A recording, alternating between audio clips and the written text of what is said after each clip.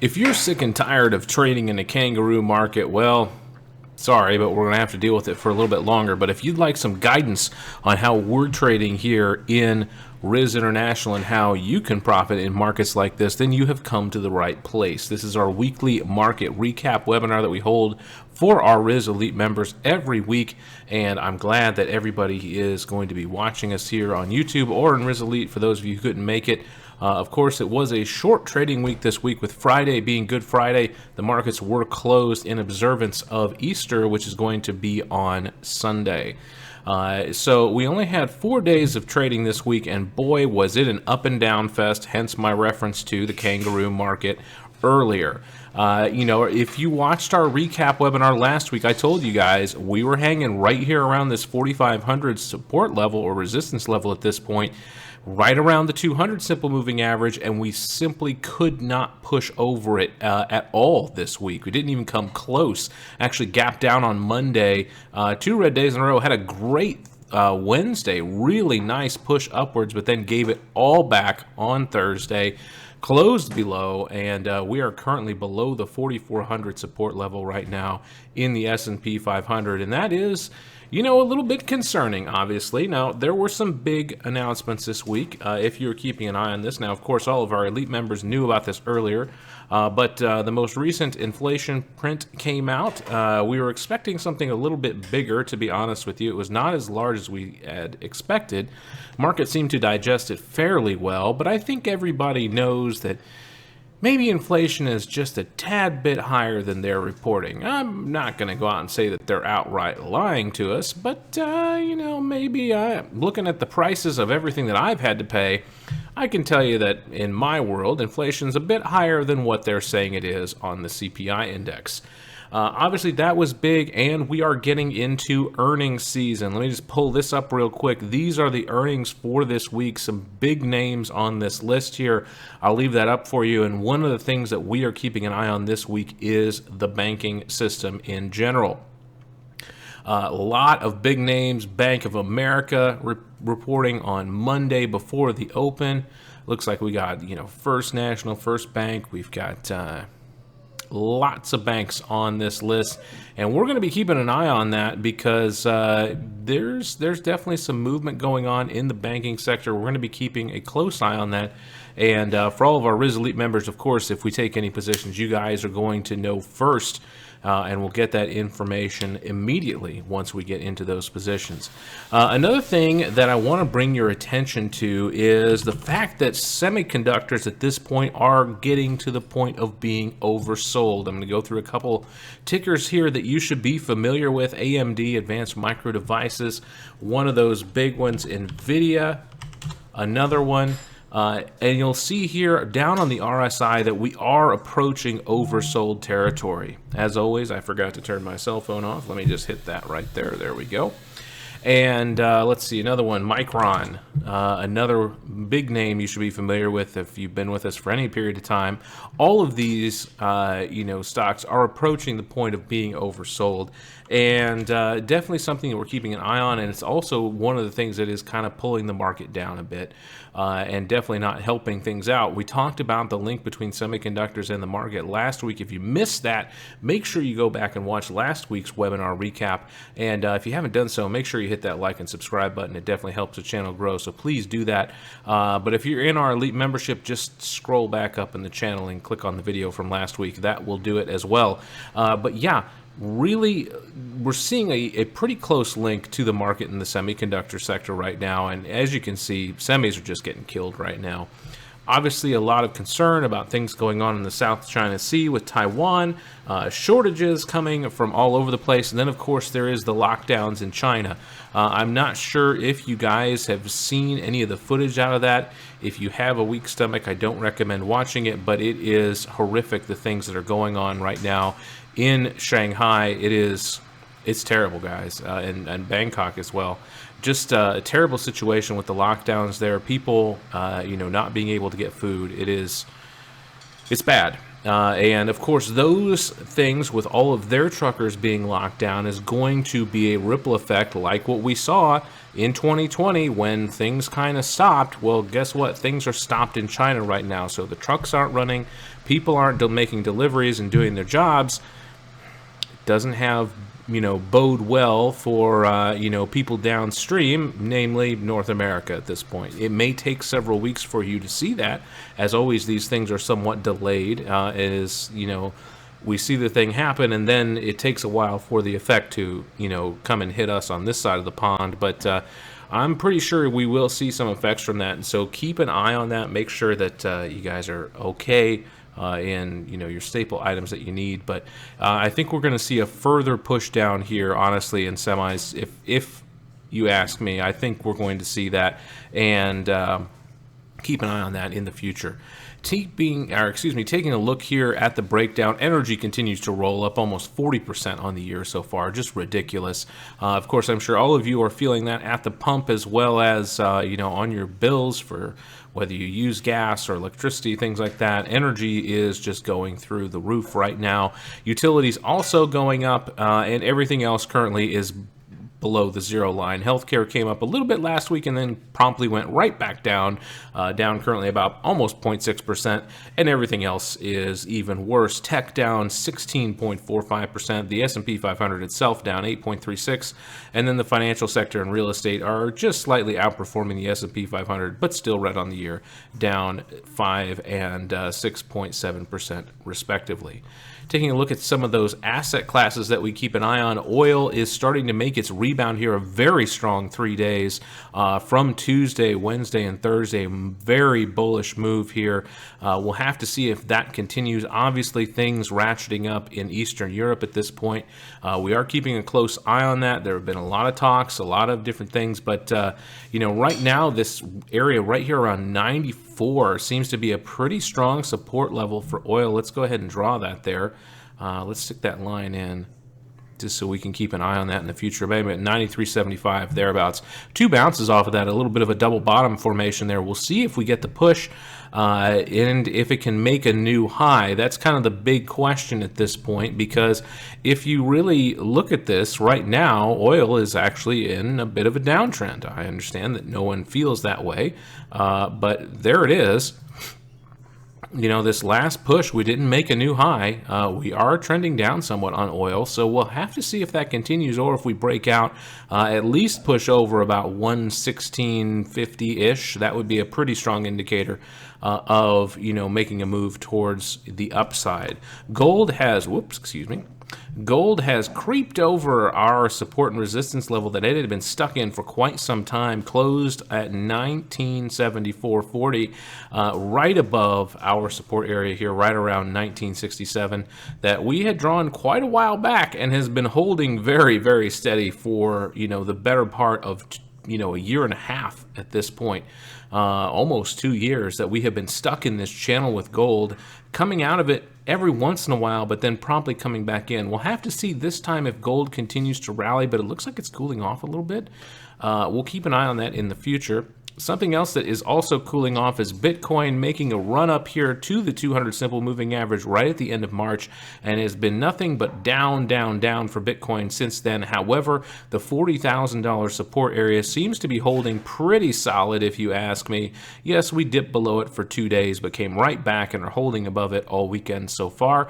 Crypto, of course, is somewhat following the market in some ways. Not, a one-to-one relation. You can't take these charts and overlay them with the S&P 500, but we are seeing a more direct correlation between cryptocurrency and the markets in general at this point.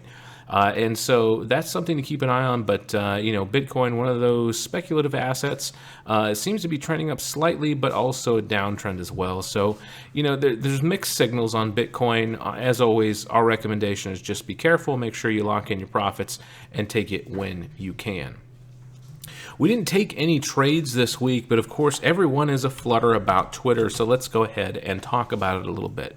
Now, of course, if you haven't been living under a rock, there was talk about Elon Musk and, possibly joining the board, and then it came out that he wasn't going to join the board, and then he's like, oh, I think I'll buy the company, and then they said, oh, no, we're not going to let you buy the company, even though you're going to pay us a ridiculously inflated price that's worth more than what the company has been assessed as, being worth.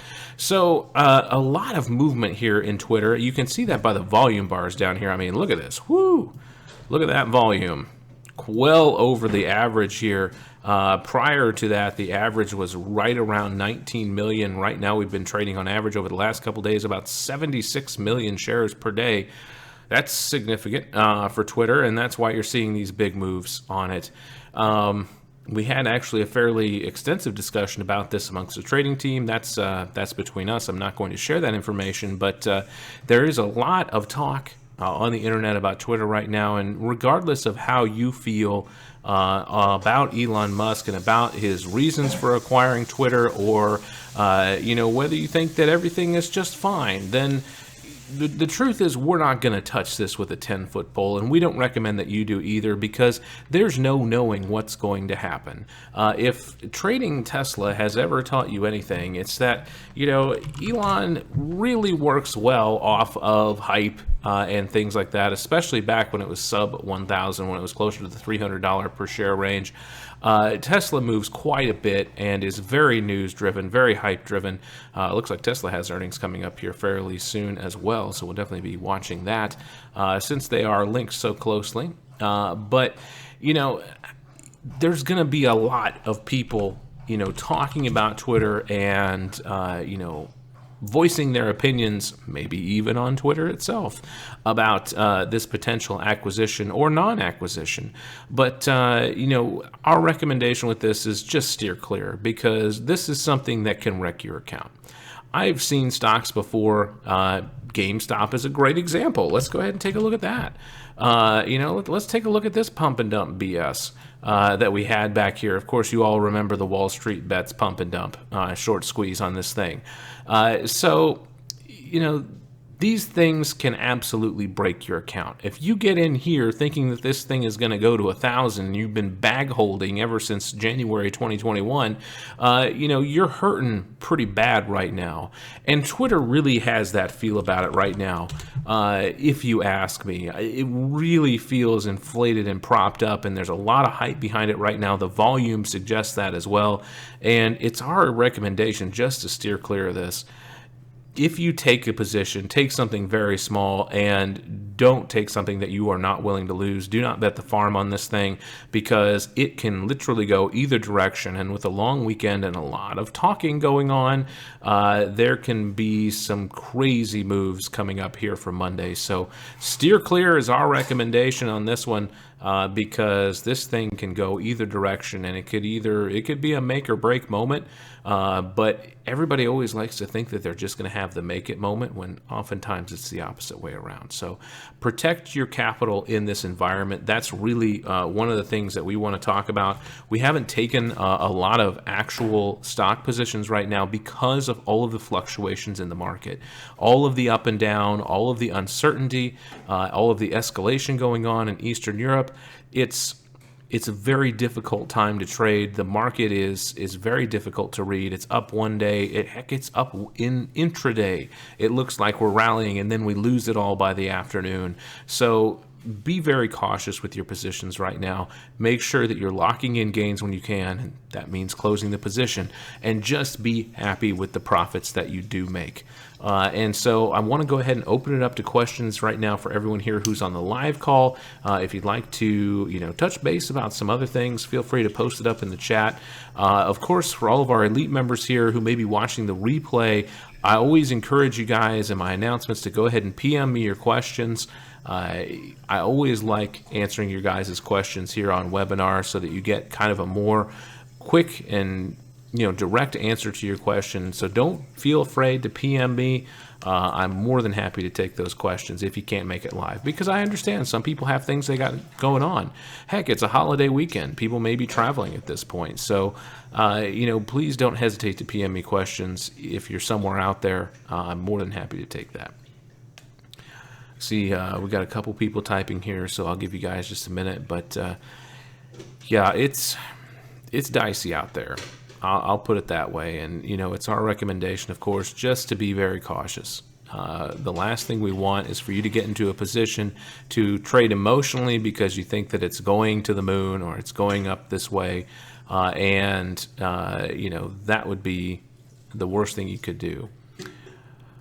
Tom says, what would be the quickest way to catch up with the Discord? That would be just go to the bottom of the chat and skip everything above. That's the fastest way to do it, brother.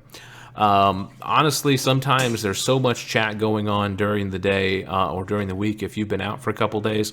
Honestly, if I missed it, like I was out for a week almost, going to, help my mother-in-law come here to the United States. So I didn't catch up with it. I looked quickly through the, the announcements in our updates section. That's probably the one section I would watch the most is our updates section, because that's where Riz is giving his quick updates on the market, on his current positions. It's where Paul gives our morning roundup, and also where we're posting the earnings whispers, which I showed you earlier.